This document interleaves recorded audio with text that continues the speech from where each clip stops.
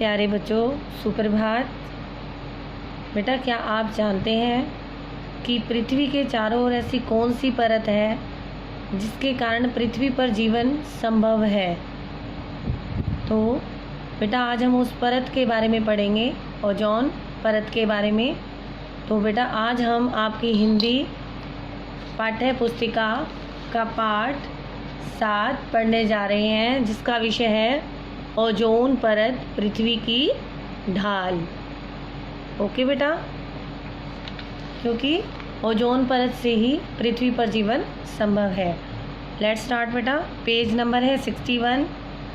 Okay, हमारी पृथ्वी के चारों ओर 20-25 किलोमीटर की ऊंचाई पर ओजोन गैस की लगभग 40 किलोमीटर मोटी परत है। समताप मंडल के नीचे, समताप मंडल क्या होता है बेटा? वायुमंडल का जो क्षेत्र होता है, उसके नीचे की ऑक्सीजन सूरज की पराबैंगनी किरणों से विखंडित होकर ओजोन में परिवर्तित हो जाती है, अर्थात बदल जाती है। और ओजोन का निर्माण भूमध्य रेखा और उष्णकटिबंधीय क्षेत्रों में सबसे अधिक होता है। ओजोन का निर्माण कहाँ होता है? भूमध्य रेखा और उष्णकटिबंधीय जो क्षेत्र हैं वहाँ पर अधिक होता है।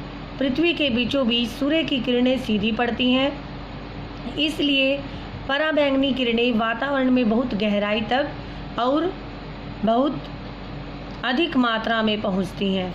ये पराबैंगनी किरणें ओजोन गैस से मिलने के बाद विखंडित हो जाती हैं, विखंडित अर्थात टूट जाती हैं और नई ओजोन गैस का निर्माण करती हैं। इस प्रकार ओजोन के विखंडन और निर्माण की प्रक्रिया लगातार चलती रहती है। पृथ्वी के मध्य भाग की तुलना में ध्रुव प्रदेशों, अर्थात ध्रुव प्रदेश कौन से हैं? उत्तरी और दक्षिणी। ध्रुव प्रदेश कौन से होते हैं बेटा? जो पृथ्वी के बिल्कुल सिरे पर जो स्थित क्षेत्र हैं वो क्या कहलाते हैं? ध्रुव प्रदेश। उत्तरी और दक्षिणी में ओजोन का विखंडन और निर्माण बहुत कम होता है। विखंडन तो होता है बेटा टूटना, और निर्माण उसका बनना। ओजोन की 40 किलोमीटर मोटी परत को सूर्य की पराबैंगनी किरणें पूरी तरह नहीं बेंध पाती। उनका अधिकांश भाग जो है वो ओजोन परत सोख लेती है और पराबैंगनी किरणों के हानिकारक प्रभावों को काफ़ी हद तक कम कर देती है। जो ओजोन की 40 किलोमीटर मोटी परत है ना, वो सूर्य की पराबैंगनी किरणें पूरी तरह नहीं बेंध पाती हैं। जो उनका अधिकांश भाग है, अधिकतर जो हिस्सा है वो ओजोन परत सोख लेती है और पराबैंगनी किरणों के जो हानिकारक प्रभाव हैं उनको काफ़ी हद तक कम कर देती है। यदि ऐसा नहीं होता तो पृथ्वी पर जीवन की उत्पत्ति संभव नहीं थी। अर्थात अगर ऐसा नहीं होता तो पृथ्वी पर जीवन बिल्कुल भी संभव नहीं था। सूर्य से जितनी पराबैंगनी किरणें पृथ्वी की ओर जाती हैं, यदि वे पृथ्वी पर पहुंच जाएं तो सभी प्राणी तड़प तड़प कर मर जाएंगे और पेड़ पौधे झुलस जाएंगे। पृथ्वी ही सौरमंडल का एकमात्र ग्रह है जिसके चारों ओर के वायुमंडल में ओजोन की परत का सुरक्षा कवच बना हुआ है। इसी सुरक्षा कवच के कारण पृथ्वी पर जीवन पनप पाया है, अर्थात जीवन जो है इसी कारण ही, इस सुरक्षा के कारण ही हो पाया है, पनप पाया है। हजारों सालों से ओजोन परत के कारण ही पृथ्वी के जीव जंतु और पेड़ पौधे सुरक्षित हैं। लेकिन अब हमारा यह सुरक्षा कवच कमज़ोर पड़ रहा है। क्यों कमज़ोर पड़ रहा है? क्योंकि इसमें छेद हो रहे हैं। इन छेदों से जो प्रचंड, अर्थात प्रचंड बहुत तेज पराबैंगनी किरणें पृथ्वी तक पहुंच रही हैं, जिसके दुष्परिणाम, अर्थात जिसके बुरे परिणाम दिखाई देने लगे हैं। पराबैंगनी किरणें मनुष्य, पशु और वनस्पति जगत को गंभीर हानि पहुंचाती हैं।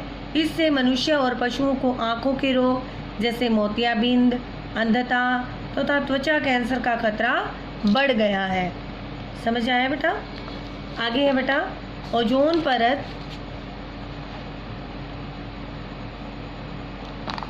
को क्षति न केवल मनुष्य एवं पशुओं को हानि पहुंचाती है, बल्कि इससे फसलों की उपज कम हो सकती है।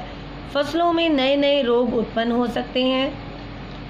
संक्षेप में कहें तो सूरज की पराबैंगनी किरणें धरती पर जीवन को संभव बनाने और विकसित करने वाली हर वस्तु को नष्ट करती है। विज्ञान की प्रकृति ने जहाँ हमें सुखद और आरामदायक जिंदगी दी है, वहीं इस प्रगति एवं सुख की अंधी दौड़ में हम नित्य प्रति कुछ ऐसे रसायनों का वायुमंडल में उत्सर्जन कर रहे हैं जो ओजोन परत को क्षति पहुंचा रहे हैं, क्षति अर्थात हानि पहुंचा रहे हैं। इन रसायनों को CFC अर्थात क्लोरोफ्लोरोकार्बन भी कहते हैं। इन रसायनों को क्या कहते हैं? CFC अर्थात क्लोरोफ्लोरोकार्बन। हमारे रेफ्रिजरेटरों और एयर कंडीशनरों में इनका उपयोग किया जा रहा है। इनसे इलेक्ट्रॉनिक कलपुर्जों की सफाई भी की जाती है।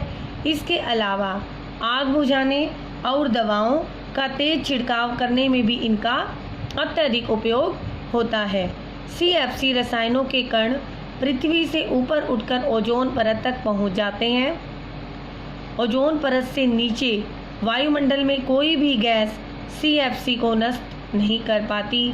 ओजोन की परत के नीचे पहुंचने पर ये रसायन शक्तिशाली पराबैंगनी किरणों से टूट जाते हैं और इनके टूटने पर क्लोरीन के परमाणु अलग होकर ओजोन परत को तोड़ने लगते हैं। क्लोरीन का एक परमाणु ओजोन के 1 लाख परमाणुओं को तोड़ सकता है। क्लोरीन का एक परमाणु जो है वो ओजोन के 1 लाख परमाणुओं को तोड़ सकता है। वैज्ञानिकों का अनुमान है कि प्रतिवर्ष अर्थात हर वर्ष 10 लाख टन से अधिक CFC वायुमंडल में पहुंच रही है और ओजोन परत में छेद कर रही है। हमारी धरती के ध्रुवों के ठीक ऊपर ओजोन में काफ़ी कमी आ चुकी है। दक्षिण ध्रुव पर अंटार्कटिका के पास ओजोन परत में काफ़ी बड़ा छेद हो चुका है, जो संपूर्ण विश्व के लिए अत्यधिक चिंता का विषय है। CFC दीर्घकाल अर्थात लंबे वर्षों तक 150 वर्ष तक वायुमंडल में बनी रहती है। इसकी खोज सन 1930 ईस्वी में की गई थी। सन 1974 ईस्वी में अमेरिकी वैज्ञानिकों ने इससे ओजोन परत नष्ट होने की बात पता लगाई थी। सन 1937 ईस्वी में अमेरिका ने अंटार्कटिका में ओजोन परत को हुए नुकसान का पता लगाने के लिए एक जासूसी विमान भेजा था। कब भेजा था बेटा? सन 1937 ईस्वी में। किसने? अमेरिका ने। इस अध्ययन से पता चला कि ओजोन परत में छेद काफ़ी तेज़ी से बढ़ा है और संयुक्त राज्य अमेरिका से 4 गुना बड़ा हो गया है। इस संबंध में विश्व भर के विकसित देशों के वैज्ञानिकों के सम्मेलन हो चुके हैं। इस संकट से छुटकारा पाने के लिए CFC का उत्पादन रोकने और इसका नया हानि रहित विकल्प ढूंढने का भी निश्चय किया गया है। ओजोन परत में छेद की समस्या की गंभीरता इसी बात से प्रकट होती है कि इस संबंध में अंतर्राष्ट्रीय स्तर पर कई पृथ्वी बचाओ सम्मेलन आयोजित हो चुके हैं। सम्मेलन के प्रतिभागियों ने पृथ्वी को हरा भरा और प्रदूषण रहित बनाने का संकल्प लिया है।